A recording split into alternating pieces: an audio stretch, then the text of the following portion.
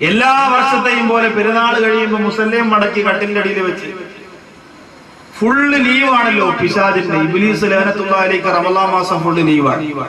അപ്പൊ നിങ്ങൾ പറയാം റമളാനിലും നടക്കുന്നുണ്ടല്ലോ ഉസ്താദെ അനർത്ഥങ്ങളൊക്കെ, പുള്ളിക്കാരൻ ലീവാണെങ്കിൽ പിന്നെ അതെങ്ങനെ നടക്കും? ഇപ്പൊ ഞാനൊരു പള്ളിയുടെ മെയിൻ ഇമാമാണ്.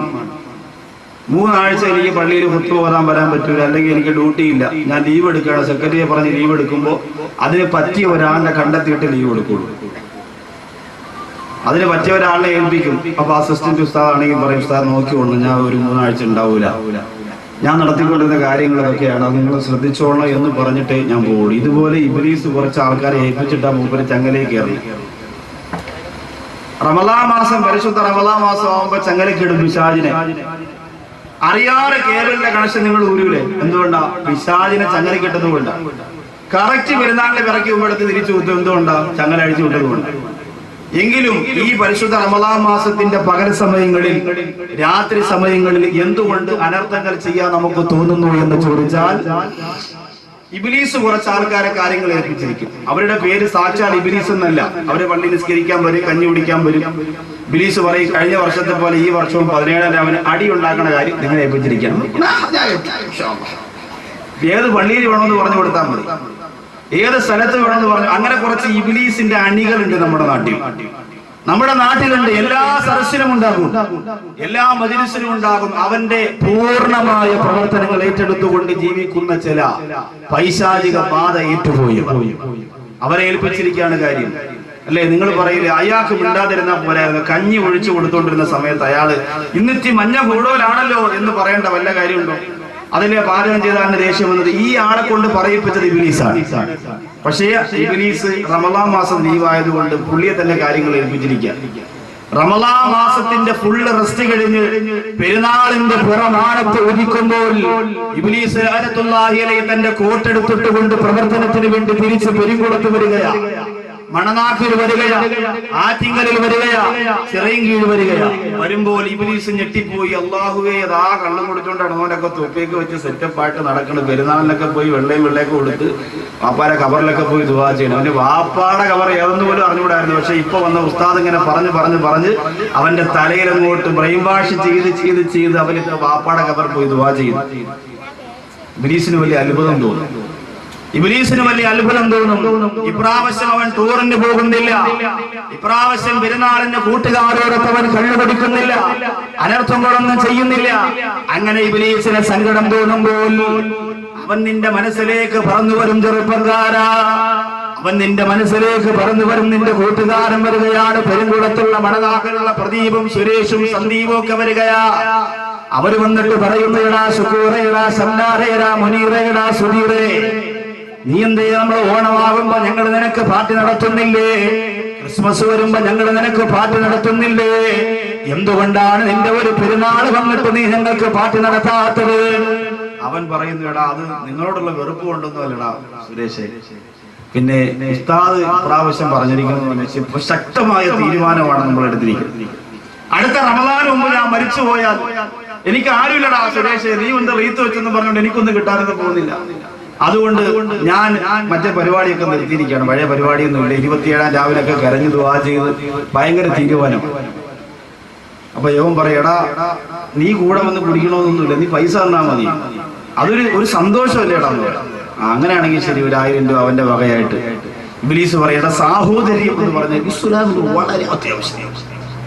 അപ്പോഴേ അവൻ 1000 രൂപ എടുത്തു കൊടുക്കും. സാഹോദര്യം എന്ന് പറയുന്നത് മണനാക്കാലങ്കോടിന്റെ പരിസരത്ത്, ആറ്റിങ്കലിന്റെ പരിസരത്തുള്ള പ്രിയപ്പെട്ട ഹൈന്ദവ ക്രൈസ്തവ സഹോദരങ്ങളോട് പറയുന്നു, നിങ്ങൾ മഹാഭാരതത്തിലൂടെ ബൈബിളിലൂടെ എത്ര വലിയ സ്നേഹത്തിന്റെയും സാഹോദര്യത്തിന്റെയും കഥ പറഞ്ഞാലും മുസ്ലിം ചെറുപ്പക്കാര് മറ്റു മതങ്ങളെ സ്നേഹിക്കുന്ന പോലെ മുസ്ലിം മതത്തെ സ്നേഹിക്കാൻ നിങ്ങൾക്കാവില്ല എന്ന് 101% എഴുതി ഒപ്പിട്ട് പറഞ്ഞു തരാൻ ഞാൻ മനസ്സ് വെക്കുകയാണ്. കാരണം എന്തെന്നറിയാം, അത്രത്തോളം വലിയ സ്നേഹമാണ് മുത്തുനബി മുഹമ്മദ് മുസ്തഫ സല്ലല്ലാഹു അലൈഹി വസല്ലം തങ്ങൾ നമ്മെ പഠിപ്പിച്ചിരിക്കുന്നത്. നിങ്ങളെ വെറുക്കാൻ പഠിപ്പിച്ചിട്ടില്ല. ശബരിമലയിൽ പോകുന്ന വാഹനത്തിന്റെ ടയർ കുത്തി കീറാൻ പഠിപ്പിച്ചിട്ടില്ല. പിന്നെ എന്റെ പ്രിയപ്പെട്ട മുസ്ലിം ചെറുപ്പക്കാരോട്, മറ്റു മതസ്ഥരോട് സ്നേഹിക്കാനും അയൽവാസികളെ ഹൈന്ദവരാണെങ്കിൽ ആദരിക്കാനും പഠിപ്പിച്ച മതം വിശുദ്ധ ഇസ്ലാമാണ്. ആ സാഹോദര്യം നിലനിർത്തിക്കൊണ്ട് തന്നെ ഞാൻ പറയുന്നു, കള്ളു കുടിക്കാൻ കാശ് കൊടുത്തിട്ടല്ല ആഘോഷത്തിൽ അവരെ പങ്കുചേർക്കേണ്ടത്. പക്ഷേ ഇബ്ലീസ് ലഅനത്തുല്ലാഹി നമ്മുടെ മനസ്സിലേക്ക് വന്നു ചേരും. ആ സമയത്ത് നമുക്ക് സർവ്വതും നഷ്ടപ്പെട്ടു പോവുകയാ, നമ്മുടെ പിടിവിട്ടു പോവുകയാ. തൊപ്പിയിട്ടവൻ അറിയാതെ തൊപ്പിയൂരുകയാണ്, ദാടി വെച്ചവൻ അറിയാതെ ദാടി മടിക്കുകയാണ്, നിസ്കാരം തുടങ്ങിയവൻ അറിയാതെ നിസ്കാരം നിർത്തുകയാണ്. സർവ്വതന്മാരുടെ തരത്തിൽ നിന്ന് തൗബ ചെയ്ത് മടങ്ങിയവർ അറിയാതെ ഹറാമിയത്തിലേക്ക് പോവുകയാ. സുബ്ഹാനല്ലാഹ്. ആ റമദാൻ മാസം എത്ര പെട്ടെന്നാ വിട പറഞ്ഞു പോയത്. വല്ലതും ചെയ്യാൻ നമുക്ക് കഴിഞ്ഞിട്ടുണ്ടോ? പെരുങ്കുളത്തുകാര് തറാവി എത്ര പെട്ടെന്നാ തീർന്നത്, തഹജ്ജുദ് എത്ര പെട്ടെന്നാ തീർന്നത്, തസ്ബീഹ് എത്ര പെട്ടെന്നാ തീർന്നത്. അല്ലാഹുവിന്റെ പരിശുദ്ധ ഖുർആൻ റമദാൻ മാസത്തിൽ നമ്മുടെ കൈവെള്ളയിലൂടെ എടുത്ത് നിവർത്തി വെച്ചിട്ട് വെട്ടിക്കരഞ്ഞുകൊണ്ട് പാരായണം ചെയ്ത ദിവസങ്ങൾ എത്രയാണ് എന്റെ പ്രിയപ്പെട്ട മുസ്ലിമേ. അല്ലാഹുവിന്റെ മാസത്തെ മുറുകെ പിടിച്ചുകൊണ്ട് ഒരൽപ്പം പോലും വ്യതിചലിക്കാതെ ജീവിക്കാനുള്ള പവർ അല്ലാഹു നമുക്ക് തന്നനുഗ്രഹിക്കുമാറാകട്ടെ. അതുകൊണ്ട് ചെറുപ്പക്കാരാ തീരുമാനിക്കുക, 2 മണിക്കൂർ കൊണ്ട് നിങ്ങൾക്ക് മുന്നിൽ സമ്മാനിക്കുന്ന ഈ വിഷയം കേട്ടുകൊണ്ട് നിങ്ങൾ നല്ലതുപോലെ ഇത് അംഗീകരിക്കാൻ നിങ്ങൾ ഒരുക്കമാണെന്ന് പറഞ്ഞാൽ ഉറപ്പോടുകൂടി ഞാൻ പറയുകയാണ്, നീ മരിക്കുമ്പോ അല്ലാഹുവിന്റെ മാലാഖമാര്, റഹ്മത്തിന്റെ മാലാഖമാര് പെരുങ്കുളത്തുള്ള നിന്റെ വീട്ടിന്റെ അകത്തിറങ്ങി വരും. ചെറുപ്പക്കാരാ, ഉറപ്പുള്ള കാര്യമാണ്. അതുകൊണ്ട് രക്തത്തിളപ്പുള്ള ചെറുപ്പക്കാരാ ഒന്ന് തീരുമാനിക്കുക, രക്ഷപ്പെടണ്ടേ. എത്ര വലിയ അഴുക്കുകാൽ കിടന്നവനാകട്ടെ, എത്ര വലിയ മോശത്തരങ്ങൾ ചെയ്തവരാകട്ടെ, എത്ര വലിയ വൃത്തികേടുകൾ ചെയ്തവരാകട്ടെ, അവർക്ക് അല്ലാഹു പടച്ചതമ്പുരാൻ ഹിദായത്തിന്റെ വഴി വെച്ചുകൊണ്ട് കാത്തിരിക്കുമ്പോ അതെനിക്ക് വേണ്ടെന്ന് പറഞ്ഞുകൊണ്ട് ഹറാമിയത്തിലേക്ക് വീണ്ടും തിരിച്ചു പോവല്ല ചെറുപ്പക്കാരാ. ആരായിരുന്നു ചെറുപ്പക്കാരാ? വഹശി എന്ന് പറയുന്നയാള് നബി സല്ലല്ലാഹു അലൈഹി വസല്ലമ തങ്ങൾ ഏറെ ഇഷ്ടപ്പെട്ടിരുന്ന ഹംസ റളിയല്ലാഹു തആല അൻഹുവിനെ ഉഹുദിന്റെ രണാങ്കണത്തിൽ വിട്ട് വെട്ടിയെറിഞ്ഞു പോയയാളാ. ഹംസ റളിയല്ലാഹു അൻഹുവിന്റെ കൈ വെട്ടിയെടുത്ത, ഹംസ റളിയല്ലാഹു അൻഹുവിന്റെ കാല് വെട്ടിയെടുത്ത, ഹംസ റളിയല്ലാഹു അൻഹുവിന്റെ തല വെട്ടിയെടുത്ത, ഹംസ റളിയല്ലാഹു അൻഹുവിന്റെ നെഞ്ച് കുത്തിക്കീറിയിട്ട് കരൾ പുറത്തെടുത്തിട്ട് എന്തെന്ന് പറയുന്ന പെണ്ണിന്റെ അടുത്ത് കൊണ്ട് കൊടുത്തിട്ട് ശവച്ചരച്ച് പൊട്ടിക്കളയാൻ ഒത്താശ ചെയ്തു കൊടുത്ത വഹശി എന്ന് പറയുന്ന മനുഷ്യൻ മുത്ത് നബി മുഹമ്മദ് മുസ്തഫ സല്ലല്ലാഹു അലൈഹി വസല്ലമ തങ്ങളുടെ മുമ്പ് വന്ന് ഇസ്ലാമരം സ്വീകരിച്ചില്ലേ ചെറുപ്പക്കാരാ? ഉന്നതമായ സ്ഥാനത്തിലേക്ക് വഹശി എത്തിയില്ലേ ചെറുപ്പക്കാരാ? അതുകൊണ്ട് കള്ളു കുടിച്ചു പോയി അല്ലാ, പലിശ വാങ്ങിപ്പോയി അല്ലാ, വ്യഭിചരിച്ചു പോയി അല്ലാ, നിന്നിലേക്ക് എടുക്കാൻ എനിക്ക് യോഗ്യതയില്ലെന്ന് പറഞ്ഞ് പിന്തിരിയാറ് അല്ലാഹുവിന്റെ മുമ്പ് വന്ന് പൊട്ടിക്കരയണം ചെറുപ്പക്കാരാ. നാളിതുവരെ അല്ലാഹു ചെയ്ത അനുഗ്രഹങ്ങൾക്ക് നന്ദി കാണിക്കുന്നവനായി വനിശബാബിഹി ഫീമാ അഫ്നാ.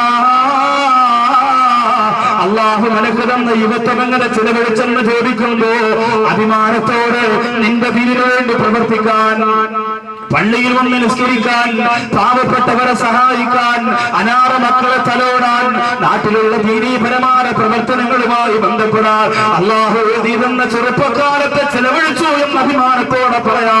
എന്റെ മുമ്പിലിരിക്കുന്ന ചെറുപ്പക്കാരാ, നിനക്ക് സാധിക്കണം കേട്ടോ. കണ്ണുകെട്ടി കാണുമ്പോ, പെണ്ണിന്റെ സൗന്ദര്യം കാണുമ്പോ, സിനിമയുടെ മോഡൽ മാറുമ്പോ എല്ലാം മറന്നതിന്റെ പിന്നാലെ മണിക്കൂറുകൾ ചെലവഴിക്കുന്ന ചെറുപ്പക്കാരെ ചിന്തിക്കുക. ഇന്ന് മരണപ്പെട്ടോ പൊന്നുപോലെ നാളെ ഈ സമയത്ത് നീ കിടക്കുന്നതിന്റെ പള്ളിയുടെ ഖബർസ്ഥാനിലാണ്. വള്ളക്കടവ് പള്ളിയിൽ 29-ാം രാവിന്റെ ഏത്തിക്കാതിരിക്കുന്നു. അവസാന 10 ദിവസവും ആയിരക്കണക്കിന് ചെറുപ്പക്കാർ ഏത്തിക്കാതിരിക്കാനുമുണ്ട്. 29-ാം രാവിന്റെ ഈ വർഷം ലൈലത്തുൽ ഖദറിന് സാധ്യത കൂടുതൽ ഉണ്ടായിരുന്ന ദിവസമാണ് 29-ാം രാവ്. അല്ലാഹുവേ, ആ 29-ാം രാവിന്റെ പൊട്ടിക്കരണ്ട് കൊണ്ട് വാടുക്കുമ്പോ ഒരു പ്രിയപ്പെട്ട ചെറുപ്പക്കാരൻ മുമ്പിൽ വന്ന് തൊപ്പിയിട്ടിട്ടിരിക്കുകയാ. ആരാകുന്നവരെന്നറിയുമോ? വർഷങ്ങൾക്ക് മുമ്പ് പ്രിയപ്പെട്ട ചെറുപ്പക്കാരൻ ഹൈന്ദവനായിരുന്നു. ഹൈന്ദവനായ ചെറുപ്പക്കാരനാണ്. റമദാൻ മാസം 4-ാമത്തെ ദിവസമായപ്പോ എന്റെ റൂമിലേക്ക് കടന്നു വന്നുകൊണ്ട് അശ്ഹദു അല്ലാ ഇലാഹ ഇല്ലല്ലാഹ് അഷ്ഹദു അന്ന മുഹമ്മദ റസൂലുള്ളാഹ് എന്ന് ഷഹാദത്ത് കലിമ പറഞ്ഞുകൊണ്ട് മുസ്ലിമായി പെരുങ്കുളത്തെ ചെറുപ്പക്കാരാ, ഇസ്ലാമിലേക്ക് കടന്നു വന്ന പെരുങ്കുളത്തെ ചെറുപ്പക്കാരാ, അവൻ തൊപ്പിയിട്ടുകൊണ്ട് പൊട്ടിക്കിടന്ന് 29 രാവിന്റെ പ്രഭാതമായപ്പോ എന്റെ മുമ്പ് വന്നിരുന്ന് പൊട്ടിക്കിടന്നുകൊണ്ട് പറഞ്ഞു, സ്ഥാറ് ഞാൻ ഒരുപാട് തെറ്റ് ചെയ്തു പോയിട്ടുണ്ട്, ഒരുപാട് മോശത്തരങ്ങൾ ചെയ്തു പോയിട്ടുണ്ട്.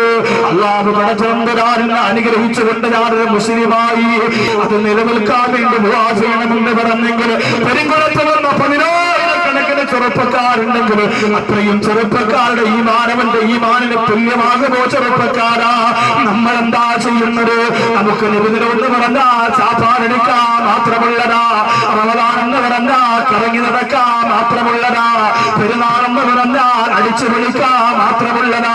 കൽബ് പൊട്ടിക്കരഞ്ഞു പോയ ഒരു റക്അത്ത് നിസ്കാരം നിനക്ക് പടച്ചോറ് കൊടുക്കാൻ പറ്റിയിട്ടുണ്ടോ?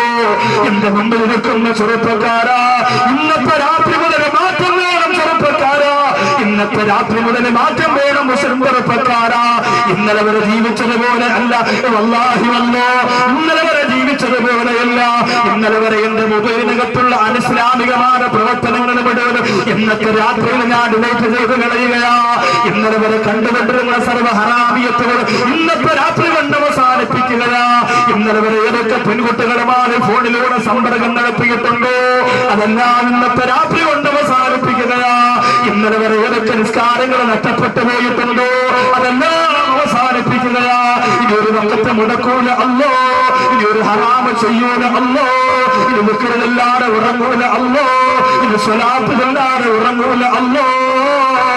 ഇന്ന് തീരുമാനമെടുക്കണം ചെറുപ്പക്കാരാ. ഇന്നത്തെ പ്രവാസനത്തിന്റെ അവസാനം ഒരു സന്തോഷം നിങ്ങൾക്കുണ്ട്. എന്തെന്നറിയുമോ? ബദറിന്റെ രണാകരത്തില് പാവപ്പെട്ട പട്ടിണി പാവങ്ങളായ ശരീരം മൊത്തവും മെലിഞ്ഞിടങ്ങിപ്പോയെങ്കിലും മനസ്സിന്റെ ഉള്ളറയിലുള്ള ഈ മോറിന്റെ കേടുപാട് വരാറ് കാത്തു സൂക്ഷിച്ച ബദരീങ്ങളെ മുമ്പിൽ നിർത്തിയിട്ട് അല്ലാഹു റസൂൽ ബദറിന്റെ തലവരുവശം സുജൂദിൽ കിടന്ന് ഏറ്റവും അധികം പൊട്ടിക്കരഞ്ഞുകൊണ്ട് ചൊല്ലിയ ദിക്റ്, ആ ദിക്റ് ഇന്ന് നിങ്ങളെ കൊണ്ട് 33 പ്രാവശ്യം ചൊല്ലിപ്പിച്ചിട്ടാണ് ഇന്നത്തെ ദുആ. ബദർ യുദ്ധത്തിന്റെ തലേ ദിവസം അഷ്റഫുൽ ഖൽഖ് നബിയുനാ മുഹമ്മദ് മുസ്തഫ സല്ലല്ലാഹു അലൈഹി വസല്ലമ തങ്ങൾ ചൊല്ലി, ഒരുപാട് പ്രാവശ്യം ചൊല്ലി പൊട്ടിക്കരഞ്ഞ ആ ദിക്ർ ഇന്ന് നിങ്ങളെ മുഴുവനും കൊണ്ട് ചൊല്ലിപ്പിച്ചിട്ടാണ് ഇന്നത്തെ ദുആ. അല്ലാഹു തൗഫീഖ് തരട്ടെ. അല്ലാഹു അത് മനസ്സിലാക്കി